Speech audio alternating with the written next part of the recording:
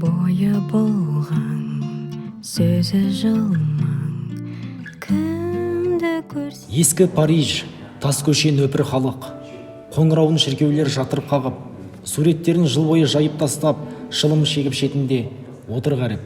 Бұл семейлік ақын Бауыржан Игіліктің өлеңі. Неліктен өлеңмен суретті ұштастырып отырмын? Өйткені екеуі де шығармашылықтың тереңіне бойлайтын керемет құбылыс. Ақында суретшіде жүректен шыққан жүрек жарды туындысын көрерменге, оқырманға сыйлайды. Бүгінгі бағдарламамыз Семей қаласында орналасқан облыстық Невзоровтар мұражайы жайлы болмақ. Невзоровтар отбасы атындағы Шығыс Қазақстан облыстық бейнелеу өнерінің мұражайы Қазақстандағы ең бай көркем өнер құндылықтарының жинағы болып табылады. Мұражай 1985 жылы ашылды. Ол тарихи өлкетану мұражайының ғылыми көркем өнер бөлімінен құрылды. Мұражайдың қорында барлығы 5000 өнер туындысы сақталған. Мұражай коллекциясының маңызды бөлігін Невзоровтар отбасының әйгілі жинағы құрайды.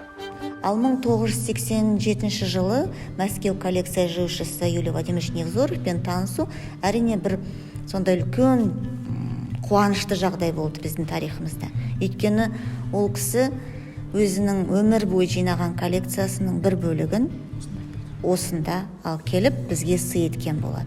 Тек барлығын сол кісінің коллекциясында ғана емес Невзоровтың. Мысалға мен жаңа жоғарыда айтып өттім, Москваға бардық.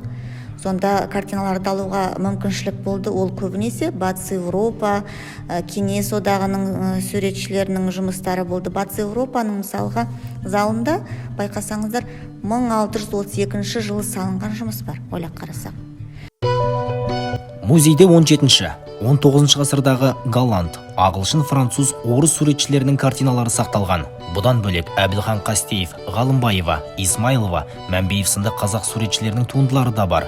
Музей төрінде заманауи қазақ бейнелеу өнері де өзіндік орын таба алған. Семейлік суретшілер біздің қорда бар. Біз егер Қазақстанның бейнелеу өнері қорымызда 2000-нан астам экспонат болса, соның 1000-нан артық ол Семей суретшілерінің жұмыстары. Невзоровтар әулеті Семей халық үшін баға жетпес байлықты сыйға тартқан. Жас ұрпақ пен сұлулыққа, өнерге ынтық жандар бұл әлемге бір сүңгіп, рухани мол азық пен эстетикалық ләззат алары сөзсіз.